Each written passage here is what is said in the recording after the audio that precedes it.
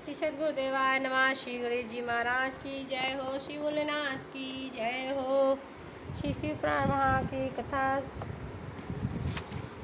धन की संक्रांति से युक्त पौष मास में उस काल में शिव आदि समस्त देवताओं का पूजन क्रमशः समस्त सिद्धियों की प्राप्ति कराने वाला होता है। इस पूजन में अगहनी के चावल से तैयार किए गए हविष का नैवेद्य उत्तम बताया जाता है। पौष मास में नाना प्रकार के अन्न का नैवेद्य विशेष महत्व रखता है। मार्गशीर्ष मास में केवल अन्न का दान करने वाले मनुष्यों को ही संपूर्ण अभीष्ट फलों की प्राप्ति हो जाती है। मार्गशीर्ष मास में अन्न का दान करने वाले मनुष्य के सारे पाप नष्ट हो जाते हैं और अभीष्ट सिद्ध आयोग्य धर्म वेद का सम्यक ज्ञान और उत्तम अनुष्ठान का फल इहलोक और परलोक में महान भोग अंत में सनातन योग तथा वेदांत ज्ञान की सिद्ध प्राप्ति कर लेता है। जो भोग की इच्छा रखने वाला है वह मनुष्य मार्गशीर्ष मास अपने आने पर कम से कम 3 दिन भी उषा काल में अवश्य देवताओं का पूजन करे और पौष मास को पूजन से खाली न जाने दे। उषा काल से लेकर संगम काल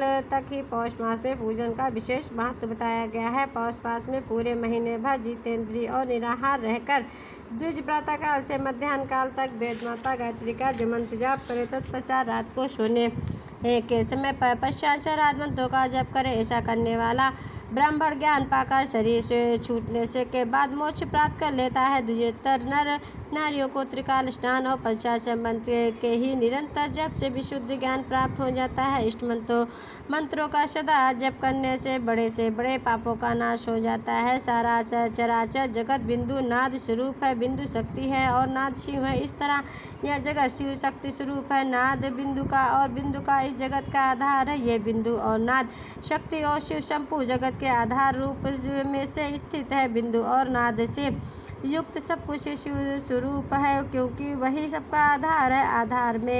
आधार में ही आधेय का समावेश अथवा लय होता है। यही सकलीकरण है। इस सकलीकरण की स्थिति से ही सृष्टि काल में जगत का प्रादुर्भाव होता है। इसमें संशय नहीं है। शिवलिंग बिंदु नाद स्वरूप था। इससे जगत का कारण बताया गया है। बिंदु देव है और नाद शिव, इन दोनों का संयुक्त रूप ही से शिवलिंग कहलाता है। अतः जन्म के संकट से छुटकारा पाने के लिए शिवलिंग की पूजा करनी चाहिए। बिंदु रूपा देवी उमा माता है और नाद स्वरूप भगवान शिव पिता हैं। इन माता के पूजित होने से परमानंद की ही प्राप्ति होती है। अतः परमानंद का लाभ लेने के लिए शिवलिंग का विशेष रूप से पूजन करें। देवी उमा जगत की माता है और भगवान शिव जगत के पिता है। जो इनकी सेवा करता है उस पुत्र पर इन दोनों माता पिता की कृपा नित्य अत्यधिक बढ़ती रहती है। वह पूजक पर कृपा करके उसे अपना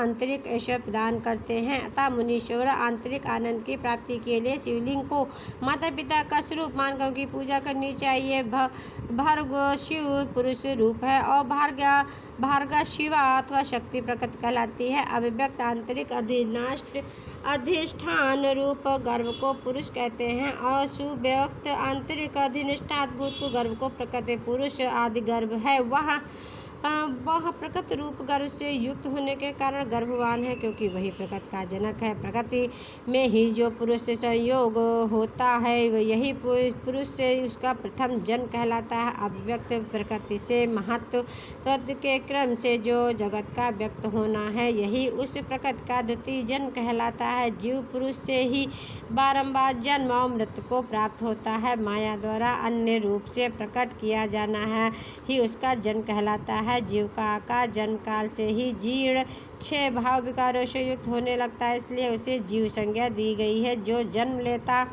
और विविध पाशों द्वारा तनाव में पड़ता है उसका नाम जीव है। जन्म और बंधन जीव शब्द का अर्थ ही है। अतः जन्म मृत्यु रूप बंधन की निवृत्ति के लिए जन्म से अधिनाष्ट मृत्यु मात्र का स्वरूप शिवलिंग का पूजन करना चाहिए। गाय का दूध, गाय का दही, गाय का घी, इन तीनों को पूजन के लिए शहद और शक्कर के साथ पृथक पृथक भी रखें और इन सबको मिलाकर सम्मिलित रूप से पंचामृत भी तैयार कर ले।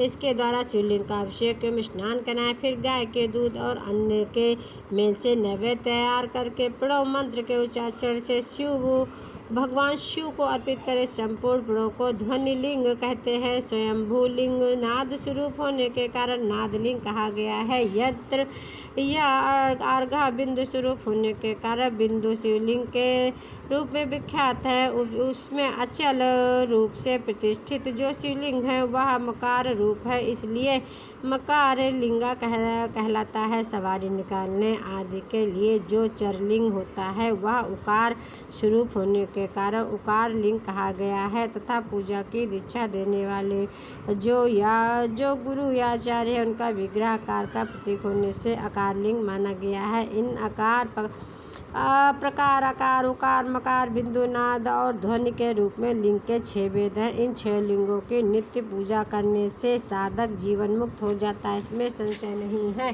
16वां अध्याय समाप्तम। श्री सद्गुरुदेवाय नमः। भोलेनाथ की जय हो। सभी लोग लाइक और सब्सक्राइब करें चैनल को।